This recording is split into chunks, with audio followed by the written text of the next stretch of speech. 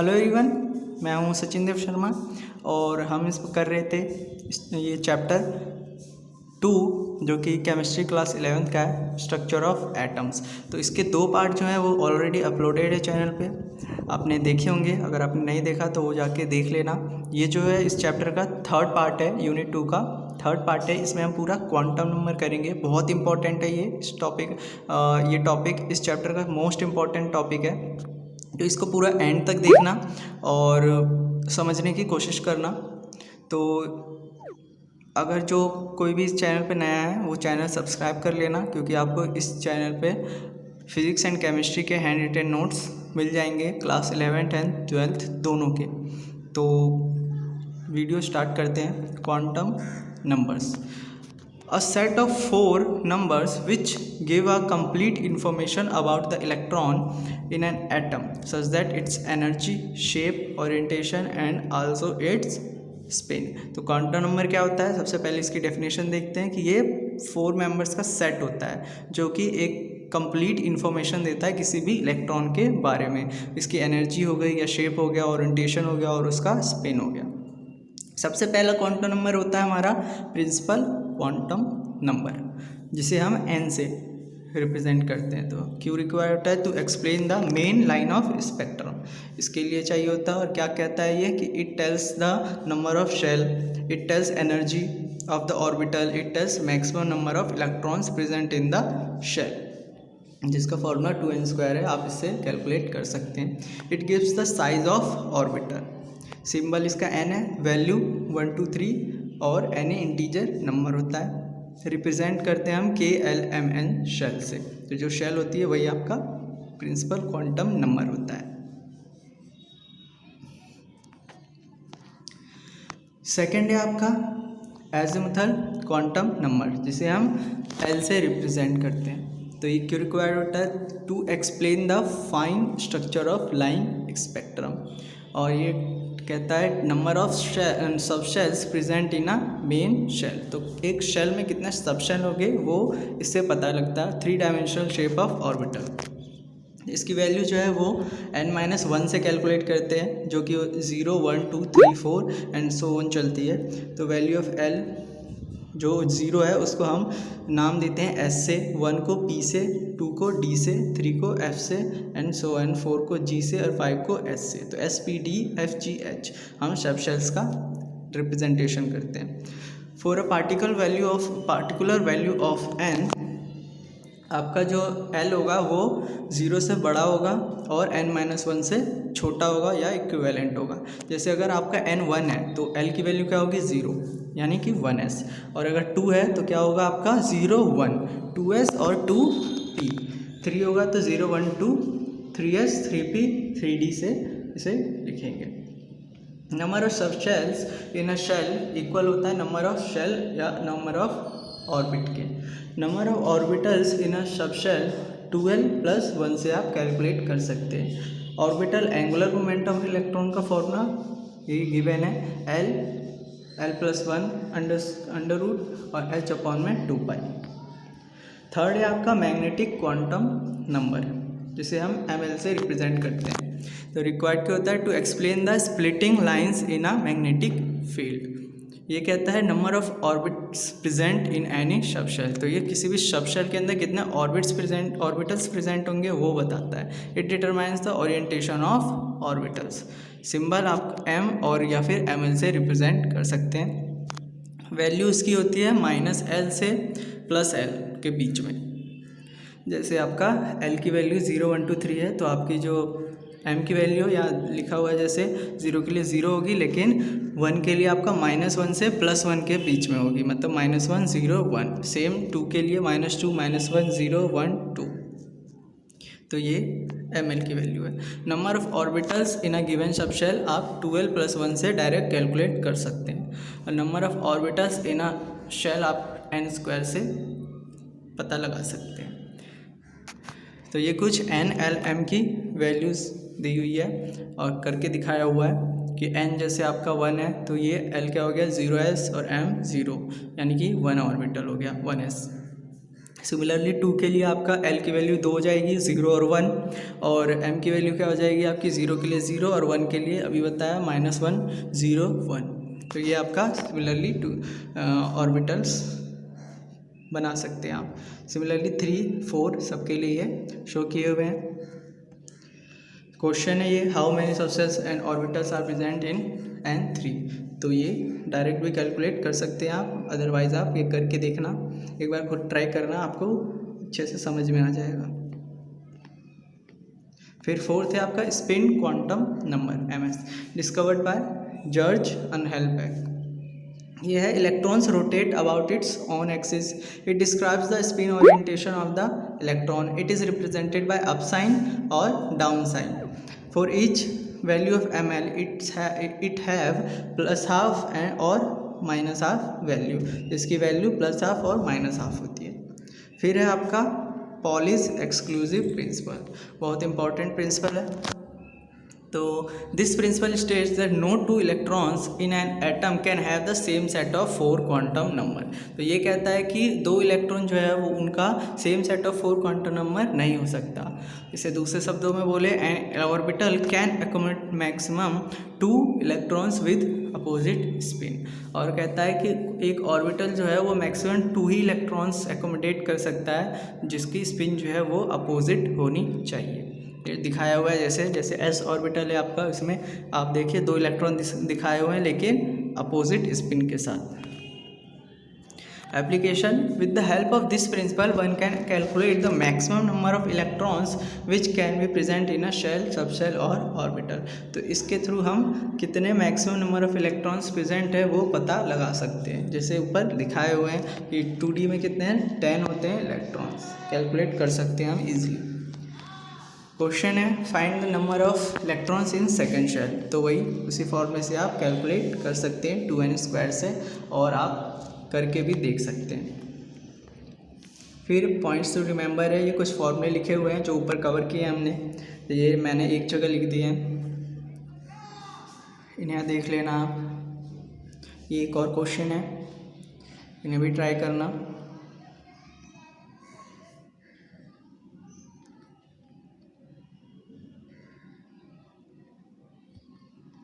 फिर आता है आपका हुन्स रूल। तो हुन्स रूल है आपका, according to this rule the pairing of electron does not start until all the orbitals of same subshell have 1 electron each with parallel spin. तो orbital में हम पेयरिंग तब तक स्टार्ट नहीं कर सकते जब तक उसके सारे सबशेल जो है वो 1 इलेक्ट्रॉन से फिल हो और उनका जो स्पिन है वो सेम होना चाहिए। जैसे ये दिखाया हुआ है, पहला रॉन्ग है, थर्ड भी रॉन्ग है, लेकिन सेकंड जो है वो करेक्ट है, P3 के लिए दिखाया हुआ है ये।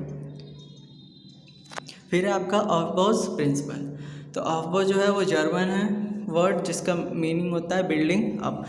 तो इसका डेफिनेशन है, this principle states that the filling of electrons in various orbitals takes place in the order of increasing energy of orbitals. अब है आपका order and energies of orbital are calculated by n+1 rule, जिसे Bohr Bury rule भी कहते हैं। तो order और energy हम कैलकुलेट कर सकते हैं इस रूल के according.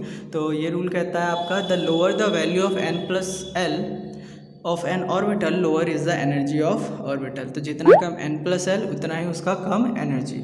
When 2 orbitals have same n+l value, then the one which has lower n value has lower energy। ठीक है, तो अगर 2 n+1 n+l वैल्यू सेम है 2 का, तो जिसका कम होगा उस वैल्यू उसी की एनर्जी भी कम होगी। यहाँ पे एग्जांपल दिखाया हुआ है और ये एक सीरीज़ दिखाई हुई है, एनर्जी लेवल को दिखा रहा है ये। तो इसे बहुत इम्पोर्टेंट है ये, क्योंकि इसी के बेस पे आपको जो है इलेक्ट्रॉनिक कन्फिग्रेशन होगा। तो ये ट्रिक है, आप इस ट्रिक के थ्रू याद कर सकते हैं। जैसे 1s आएगा, फिर 2s आएगा, फिर 2p 3s आएगा, फिर आपका 3p और 4s आएगा। तो इस ट्रिक के थ्रू आप याद कर सकते हैं। वरना एक और ट्रिक है, जैसे आपका ये SSP और SPS DPS DPS 4 DPS। तो ये है, आप डायरेक्ट ऐसे याद करके और इसमें नंबरिंग कर सकते हैं सिंपली। या आप ऐसे भी याद कर सकते हैं, सुन सुन प्यारे सुन DPS DPS F DPS। इसकी और कई सारी ट्रिक है, आपने पढ़े होंगे, तो आप कमेंट कर सकते हैं नीचे आपको किस तरीके से आपने याद किया है, ताकि दूसरे स्टूडेंट्स भी हैं वो देख लें।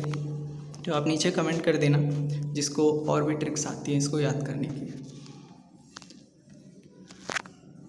तो ये आपकी पूरी सीरीज़ है, दिखाई हुई है।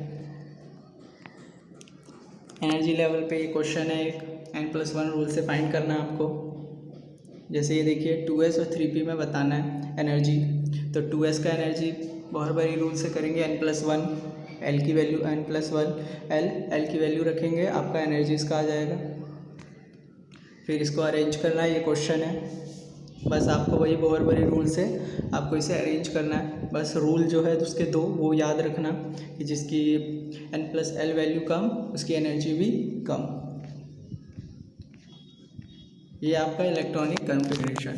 तो अब उसी से आपको इलेक्ट्रॉनिक कन्फिग्रेशन करना है सबका, जो अभी हमने ऊपर ट्रिक याद की है।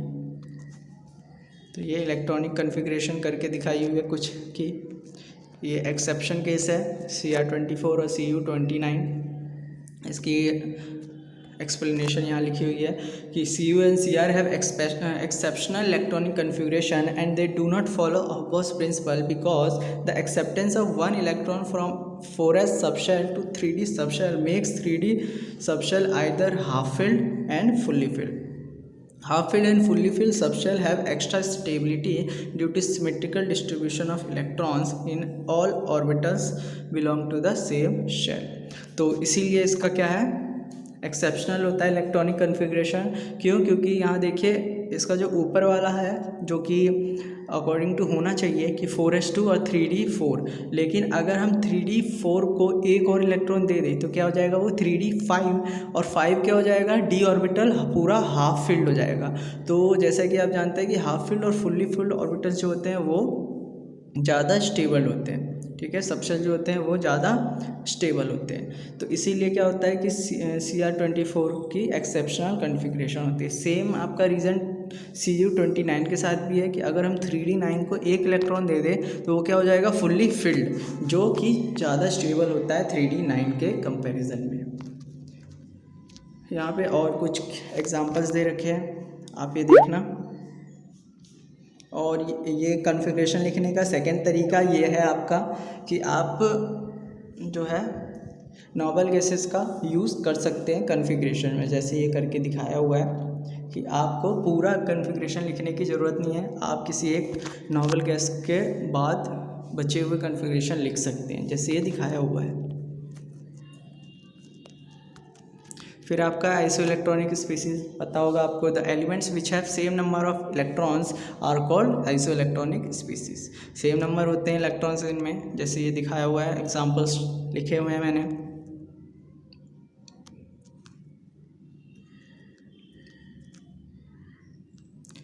फिर है आपका शेप ऑफ ऑर्बिटल्स।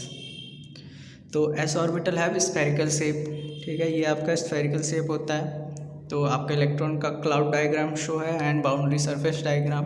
और पी ऑर्बिटल होता है डम्बल शेप का, तो ये डम्बल शेप का होता है, ये इलेक्ट्रॉन क्लाउड डायग्राम है और ये बाउंड्री सरफेस डायग्राम है px py और pz का। फिर आपका डी ऑर्बिटल्स है डबल डम्बल शेप, इसका डबल डम्बल होता है, dxy का शो है, dyz, dxz और dx2 y2 और dz2, तो ये इसका शेप है। और एफ ऑर्बिटल का आपका कॉम्प्लिकेटेड शेप होता है। फिर ये आपका नोड, तो नोड क्या होता है, the region between the atom around nucleus in which there is no possibility of finding an electron is called node. तो वो रीजन जहाँ एटम के जहाँ पे इलेक्ट्रॉन की पॉसिबिलिटी कम होती है वो होता है आपका नोड। स्फेरिकल और रेडियल नोड निकालने का ये फॉर्मूला है, ये पूछ लेते हैं कई बार एग्जाम में कैलकुलेट करने को, तो n-l-1 से आप कैलकुलेट कर सकते हैं। यहाँ पे एंगुलर नोड जो है वो l है और टोटल नोड निकालने का ये फॉर्मूला है। तो ये आपका पूरा चैप्टर कंप्लीट हो गया। तो होप कि आपको ये पूरा चैप्टर समझ में आ गया होगा। नहीं समझ में आया होगा तो आप नोट डाउन कर सकते हैं ये सब, और इसका नोट जो है मैं आपको नीचे डिस्क्रिप्शन में प्रोवाइड करवा दूंगा, तो आप वहाँ से देख सकते हैं, लिख सकते हैं, पढ़ सकते हैं। और वीडियो को लाइक कर देना, शेयर करना, क्योंकि बहुत मेहनत लगी है नोट्स बनाने में। ये मैंने बहुत दिनों बाद ये अपलोड किए हैं, क्योंकि केमिस्ट्री क्लास 11th के ऑलमोस्ट सभी चैप्टर अपलोडेड थे, ये चैप्टर रह रहा था, तो मैंने टाइम निकाल के इसको अपलोड किया है बना के। तो वीडियो को लाइक कर देना, शेयर करना, और अगर चैनल सब्सक्राइब नहीं किया अभी तक तो चैनल सब्सक्राइब कर लेना, और दोस्तों के साथ शेयर करो ज़्यादा से ज़्यादा।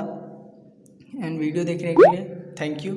और अब कौन से चैप्टर का आपको चाहिए या किसी और टॉपिक पे आपको चाहिए तो कमेंट कर देना नीचे कमेंट बॉक्स में, मैं ट्राई करूँगा और वीडियोस बनाने का। तो वीडियो देखने के लिए बहुत बहुत थैंक यू।